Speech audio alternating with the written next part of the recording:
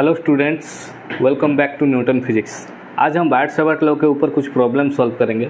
देखिए हमारा पहला प्रॉब्लम क्या है। Find out the magnetic field at the centre of an equilateral triangle if a current of I ampere is flowing through its sides. यानी कि हमारे पास एक ट्रायंगल है जो कि इक्विलैटरल ट्रायंगल है। हर साइड इसकी कितनी है, A है, और इसमें I एम्पियर का करंट फ्लो हो रहा है। अगर I एम्पियर का करंट फ्लो हो रहा है तो इसके सेंटर पे मैग्नेटिक फील्ड कितना होगा, हमें ये फाइंड आउट करना। तो चलिए हम इसे फाइंड आउट करते हैं। पहली चीज़, हमने स्ट्रेट कंडक्टर के लिए मैग्नेटिक फील्ड कितना निकाला था, V इक्वल टू हमने निकाला था mu naught I upon 4πr into sine theta 1 plus sine theta 2। ये था हमारा magnetic field due to straight conductor. अब स्ट्रेट कंडक्टर के लिए हमने ये मैग्नेटिक फील्ड निकाला था। अब हम इसे अप्लाई करेंगे ट्रायंगल के लिए। हम किसी एक साइड के लिए मैग्नेटिक फील्ड सेंटर में निकालेंगे, उसको इंटू 3 करके हम पूरे ट्रायंगल के लिए सेंटर में मैग्नेटिक फील्ड निकालेंगे। देखिए ये हो गया हमारा ट्रायंगल, ठीक है। इसका सपोज ये साइड हमने ले लिया A, और इसमें कितना करंट फ्लो हो रहा है, I एम्पियर करंट फ्लो हो रहा है, ठीक है। अब देखिए हमें इस वायर की वजह से, अभी आप दो साइड्स को भूल जाए क्योंकि उनके लिए भी आप सिमिलरली इस प्रोसेस से निकाल सकते हैं, तो हम बाद में इंटू 3 करके उसको निकाल लेंगे।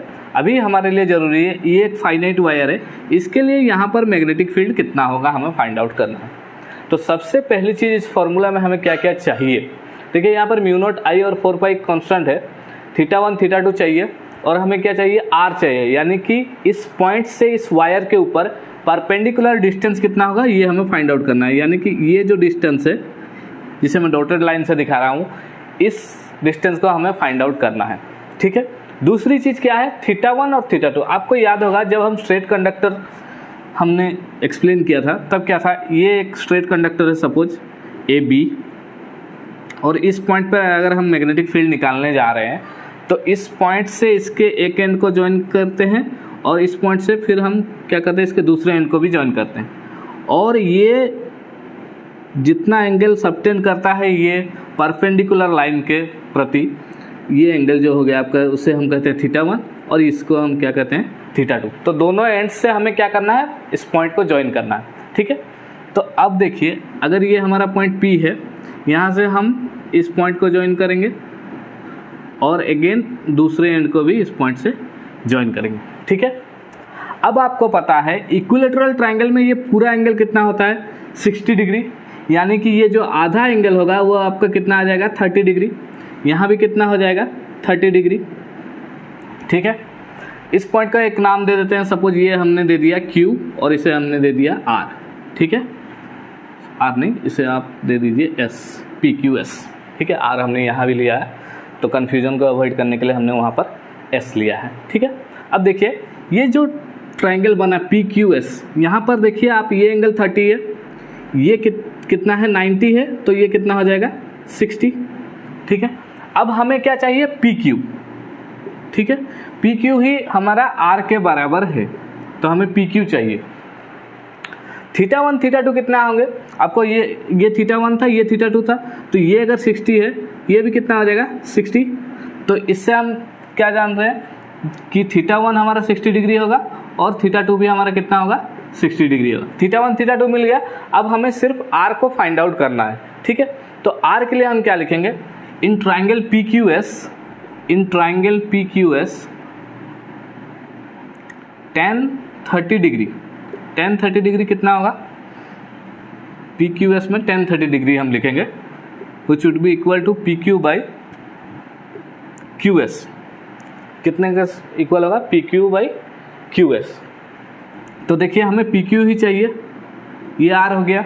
QS कितना होगा, ये टोटल का आधा है, यानी कि QS कितना हो जाएगा, A/2। तो यहाँ पर हम कितना लिख देंगे, A/2, और tan 30 का वैल्यू कितना आएगा, 1/√3।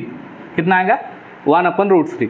अब देखिए R इक्वल टू हम यहाँ से निकाल पाएंगे, R इक्वल टू हो जाएगा A/2√3।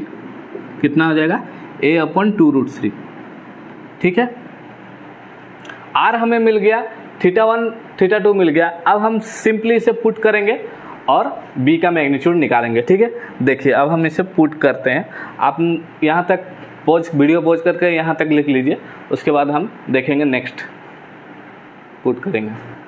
तो बच्चों हमने देखा हमें तीन चीज़ें यहाँ पर ज़रूरत थी, एक θ1, एक θ2 और एक r। हमने तीनों चीज़ों को फाइंड आउट कर लिया है। अब हमें सिर्फ क्या करना है, फॉर्मूला में इसको पुट करना है, यानी कि b इक्वल टू कितना हो जाएगा हमारा μ0I/4πr, यानी कि r की जगह हम कितना लिख पाएंगे a/2√3।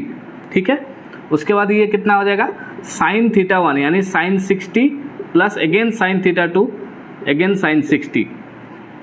ठीक है, अब ये कितना लिख सकते हैं हम, 2√3 ऊपर चला जाएगा तो 2√3 μ0I/4πa sin 60 का वैल्यू होता है √3/2, तो √3/2 इंटू प्लस √3/2 यानी 2 इंटू √3/2, या फिर हम इसे लिख सकते हैं 2 इंटू √3/2। यहाँ पर क्या कुछ चीज़ें आपकी कैंसिल हो जाएंगी, देखिए ये 2 से ये 2 कैंसिल हो जाएगा और ये 2 से यहाँ पर ये 2 हो जाएगा। ठीक है, तो अब आपका आंसर कितना आएगा 3 μ0I/2πa। ये हो गया आपका मैग्नेटिक फील्ड। ये किसके लिए आया बच्चों, ये आया एक वायर के लिए, यानी कि ये पहले सेगमेंट के लिए। इसी तरह से हम तीनों के लिए अगर लिखना चाहें तो यहाँ पर हम क्या करेंगे 3 मल्टीप्लाई करेंगे, तो B नेट मैग्नेटिक फील्ड जो होगा वो क्या होगा 3 इंटू 3 μ0I, एक की वजह से जितना आया था 2πa, and the final answer would be 9 μ0I/2πa। ये होगा आपका फाइनल आंसर। ठीक है, इसी तरह से हम नेक्स्ट प्रॉब्लम देखते हैं क्या होता है नेक्स्ट प्रॉब्लम। अब देखिए बच्चों, हमने ट्रायंगल के लिए किया, अब सेम चीज़ हम स्क्वायर के लिए करेंगे। तो सपोज हमारे पास एक स्क्वायर है अगेन जिसमें I एम्पियर करंट फ्लो हो रहा है, उसके सेंटर पे हमें मैग्नेटिक फील्ड चाहिए। ABCD नाम का एक स्क्वायर है हमारे पास जिसके सेंटर पे हम मैग्नेटिक फील्ड निकालने वाले हैं। तो स्क्वायर के सेंटर पे मैग्नेटिक फील्ड कितना होगा हम फाइंड आउट करेंगे। ठीक है, सपोज पहले चीज़ हमने क्या किया था, फॉर्मूला हमें याद रखना पड़ेगा μ0I/4πr into sin θ1 plus sin θ2। ठीक है, अब देखिए यहाँ पर तीन चीज़ें मैंने आपको पहले प्रॉब्लम में बताई, तीन चीज़ें अननोन है आपके पास θ1 θ2 और r। ठीक है, θ1 θ2 क्या है, यहाँ से हम ड्रॉ करेंगे θ1 θ2। देखिए इस लाइन को इस A पॉइंट को गिवन पॉइंट से हमने ज्वाइन किया, फिर B को ज्वाइन किया, उसके बाद ये हो गया हमारा परपेंडिकुलर डिस्टेंस, ये हो गया हमारा परपेंडिकुलर डिस्टेंस। अब ये एंगल कितना हो जाएगा आपका θ1 और ये एंगल हो जाएगा आपका θ2। ठीक है, और ये हो गया आपका r। अब हमें ये तीनों चीज़ें फाइंड आउट करनी है। जैसा कि आप इस चीज़ को देख सकते हैं, हम इसकी साइड सपोज ले लेते हैं a, तो ये कितना हो जाएगा, आधा हिस्सा इसका कितना हो जाएगा a/2। ठीक है, अब आपको ये दिखता होगा कि ये एंगल आपका कितना है 90 डिग्री, तो इसका आधा कितना हो जाएगा आपका 45 डिग्री। ठीक है, और ये 45 हो जाएगा, मतलब ये भी कितना हो जाएगा आपका 45 डिग्री, और ये भी कितना हो जाएगा आपका 45 डिग्री, यानी कि θ1 भी हमें कितना मिला 45 डिग्रीज, θ2 भी हमें कितना मिला 45 डिग्रीज। θ1 θ2 मिल गया। अब हमें r निकालना है। r के लिए वही वापस से हमें क्या करना पड़ेगा, tan 45 डिग्री इक्वल टू कितना लिख सकते हैं हम, सपोज ये p और ये q ले लिया हमने, तो ये कितना हो जाएगा PQ डिवाइडेड बाई QB। ठीक है, अब PQ ही हमारा क्या है R है, PQ ही हमारा क्या है R है।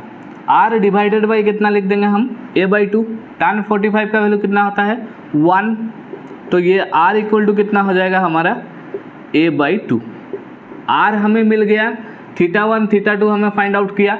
अब हमें क्या करना है, सिर्फ इन चीज़ों को फॉर्मूला में पुट करना है और आंसर निकालना है। तो देखिए हम कैसे करते हैं। B इक्वल टू कितना आ गया μ0I/4πr, r की जगह हम कितना लिखेंगे a/2 इंटू यहाँ पर θ1 कितना है 45 डिग्री, यानी कि sin 45 degree plus sin 45 degree.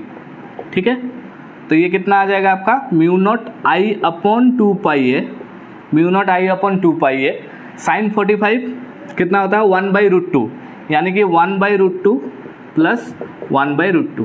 ठीक है, तो ये हो जाएगा आपका μ0I/2πa इंटू 2/√2। ठीक है, अब ये हो गया आपका एक सेगमेंट के लिए, एक वायर के लिए। अगर हमें चाहिए पूरे स्क्वायर के लिए तो हम इसमें क्या करेंगे, 4 मल्टीप्लाई करेंगे, यानी कि 4 mu naught I upon 2 pi a into 2/√2। ठीक है, यहाँ पर 2 से 2 आप कैंसिल कर देंगे तो कितना आ जाएगा आपका, 2 से 2 कैंसिल हो जाएगा, आपका आ जाएगा 4 mu naught I upon √2 pi ए। अब हम क्या देखेंगे, अगर कोई भी एन साइडेड पॉलीगॉन है उसके सेंटर में हमें कितना होता है मैग्नेटिक फील्ड, उसके लिए हम एक जनरल फॉर्मूला फाइंड आउट करेंगे। ठीक है, तो बच्चों अब हम देखेंगे एक एन साइड पॉलीगॉन या फिर एन साइडेड पॉलीगॉन के लिए कितना होता है मैग्नेटिक फील्ड सेंटर के लिए। देखिए हमने देखा ट्राइंगल में कितना होगा, स्क्वायर में कितना होगा, उसी तरह अगर एन साइड है एक पॉलीगॉन में तब उसके सेंटर पे मैग्नेटिक फील्ड कितना होता है, अब हम फाइंड आउट करेंगे। सपोज हमने लिया एक एन साइडेड पॉलीगॉन, इसके कितने साइड्स हैं हमें एग्जैक्टली पता नहीं है, तो हम इसे कितना मान ले रहे हैं, एन मान ले रहे हैं, एन साइड्स। ठीक है, और उस एन साइड्स में कितना करंट फ्लो हो रहा है, आई एम्पियर का ही करंट फ्लो हो रहा है, तो उसकी वजह से उसके सेंटर पे हमें मैग्नेटिक फील्ड निकालना है। ठीक है, अब देखिए हमने अब तक क्या किया, एक साइड के लिए मैग्नेटिक फील्ड निकाला इनटू नंबर ऑफ साइड्स किया, उसी तरह हमें एक साइड के लिए मैग्नेटिक फील्ड निकालना है इनटू एन करना है। ठीक है, अब देखिए एक साइड के लिए मैग्नेटिक फील्ड कितना होगा, सपोज हमने कोई एक साइड को कंसीडर किया इस पॉलीगॉन के। ठीक है, अब पॉलीगॉन के लिए हमें क्या चाहिए, अगेन हम जब फॉर्मूला देखते हैं ये फॉर्मूला, तो हमें क्या पता चलता है, हमें 2 चीज़ें चाहिए होती हैं या फिर कहें 3 चीज़ें, θ1 θ2 और एक चीज़ r, परपेंडिकुलर डिस्टेंस। अब सोचिए ये जो AB है ये एक वायर सेगमेंट है, उस पॉलीगॉन का एक हिस्सा है, एक साइड है, जिसकी वजह से हम मैग्नेटिक फील्ड पहले निकालना चाहते हैं। अब हमें पहला सवाल हमारे मन में ये आता है कि θ1 और θ2 कितना होगा। θ1 θ2 क्या थे, अगर आप याद करें ठीक से, इस पॉइंट से हम वायर के दोनों एंड को ज्वाइन करते थे इस तरह से, और हम क्या करते थे, इस पॉइंट से परपेंडिकुलर ड्रॉ करते थे वायर के ऊपर। तो ये पहला एंगल हो जाता था हमारा θ1 और दूसरा एंगल हो जाता था θ2। ठीक है, अब आप सोचिए जब हमारे पास ट्राइंगल था, आपको पता होगा ये ट्राइंगल का जो पूरा एंगल है, ये सेंटर में अगर हम पूरा सर्कल बनाएं तो ये पूरा एंगल कितना होगा, 360 डिग्री, यानी कि 2 पाई। ठीक है, तो अब हम देखते थे यहाँ पर जो हमारा θ1 और θ2 आता था, ये जो एंगल था ये था क्या, ये θ1 और θ2 का सम था, और ये कितना आया था हमारा 120 डिग्री। कितना आया था, 120 डिग्री, क्योंकि हम θ1 कितना लिए थे, θ1 और θ2 हमेशा इक्वल आ रहा था, और कितना था 60-60। θ1 θ2 कितना था, θ1 भी 60 डिग्री था, θ2 भी 60 डिग्री था।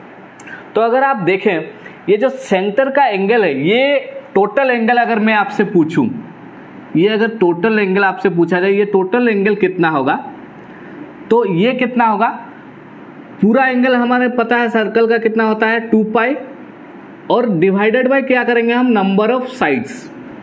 जैसे कि यहाँ पर ये एंगल 120 डिग्री था, यानी कि 360 डिग्री डिवाइडेड बाय हमने क्या किया, नंबर ऑफ साइड्स, यानी कि कितना डिवाइड किया, 3 डिवाइड किया, यानी कि एंगल कितना आया 120 डिग्री। उसी तरह स्क्वायर के केस में क्या था, आप याद कीजिए, स्क्वायर के केस में ये दोनों एंगल 45 थे, यानी कि ये टोटल एंगल कितना आया था, θ1 प्लस θ2 कितना आया था, 90 डिग्री। और ये 90 हमें कब मिलेगा, जब हम 360 से इस पॉलीगॉन का नंबर ऑफ साइड्स डिवाइड करेंगे। ये पॉलीगॉन क्या है, स्क्वायर है, तो 360 डिवाइडेड बाई 4 करेंगे हम, तो हमें कितना मिल जाएगा, 90 डिग्री मिल जाएगा। इसी तरह से अगर हम एन साइडेड है पॉलीगॉन, हमें नंबर ऑफ साइड्स पता नहीं, हमने नंबर ऑफ साइड्स कितना लिया है, n, तो एन साइडेड पॉलीगॉन के लिए पूरा एंगल कितना आएगा, 2 पाई बाई n। तो 2 पाई बाई n अगर पूरा है, ये पूरा एंगल अगर 2 पाई बाई n है, तो हमें पता है इसका आधा कितना होगा, पाई बाई n, और ये भी कितना होगा, पाई बाई n। तो यहाँ से हमें क्या पता लगा, θ1 भी पाई बाई n होगा और θ2 भी कितना होगा, पाई बाई n होगा। पहली चीज। दूसरी चीज हमें क्या चाहिए, r चाहिए। r के लिए हम हमेशा क्या करते हैं, सपोज ये पॉइंट हमने p ले लिया, ये पॉइंट हमने q ले लिया। r के लिए हम क्या कर रहे थे, tan थीटा इक्वल टू हम हमेशा लिखते थे tan theta equal to P Q upon Q B, जहाँ पर हमारा पी क्यू क्या है, आर है। तो tan थीटा इक्वल टू, अब हम ये एंगल, अगर हम सपोज ये एंगल लेते हैं, ये कितना हो जाएगा हमारा, ये हो जाएगा 90 degree minus pi by n, ठीक है। तो ये हो गया आपका tan 90 degree minus pi by n, और पी क्यू की जगह हम कितना लिख सकते हैं, आर लिख सकते हैं। और एक साइड का लेंथ हमने कितना लिया था हमेशा की तरह a, तो उसका आधा कितना हो जाएगा, a/2। ये हो गया आपका फॉर्मूला r के लिए। तो r आपका कितना निकल के आएगा, r इक्वल टू आ जाएगा tan 90 माइनस थीटा कितना होता है, cot थीटा।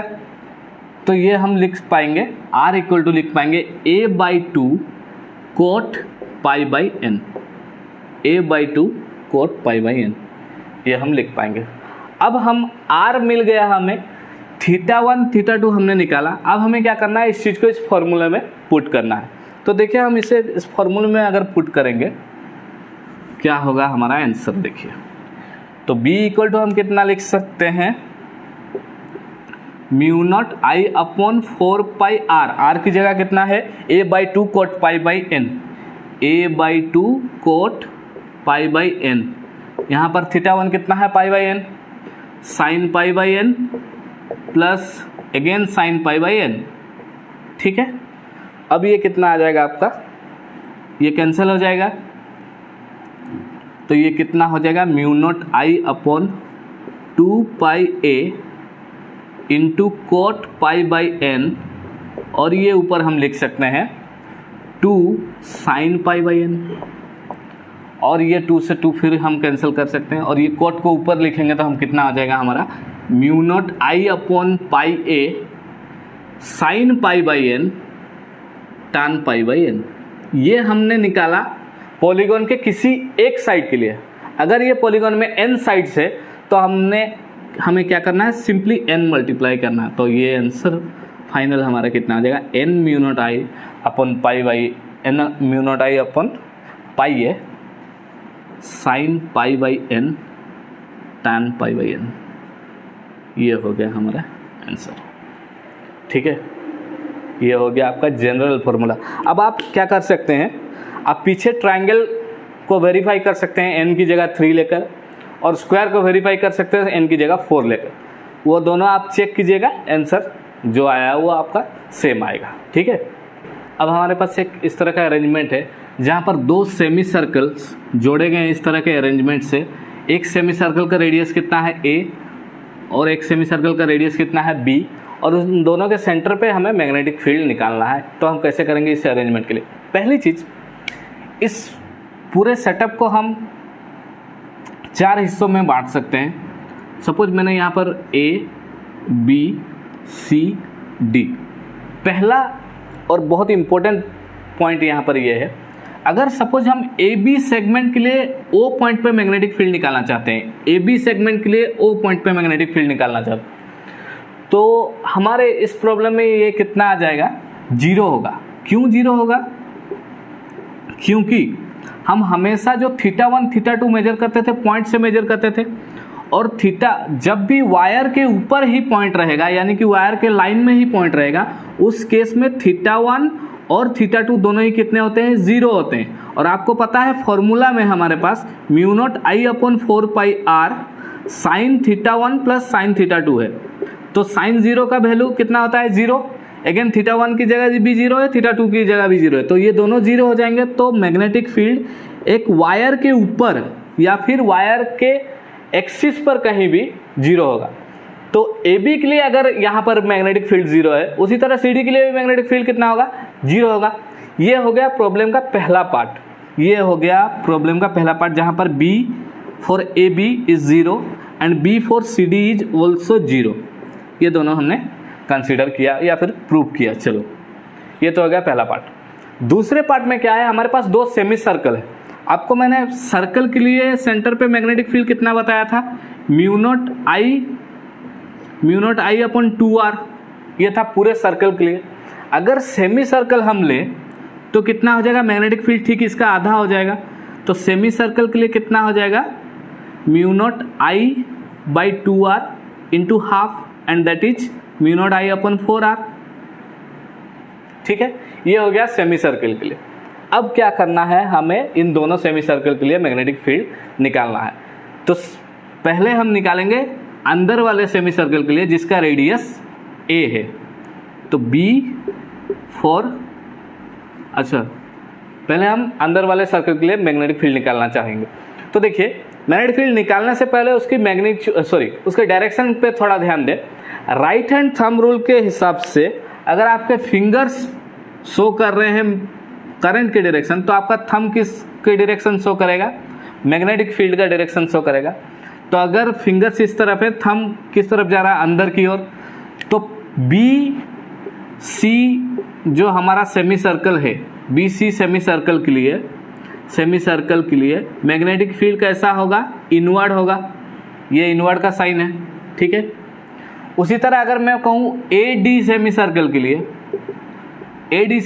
के लिए कैसा होगा, ये इस तरह से करंट फ्लो हो रहा है, यानी कि मैग्नेटिक फील्ड किस तरफ होगा, बाहर की ओर, तो ये आउटवर्ड होगा मैग्नेटिक फील्ड, ठीक है।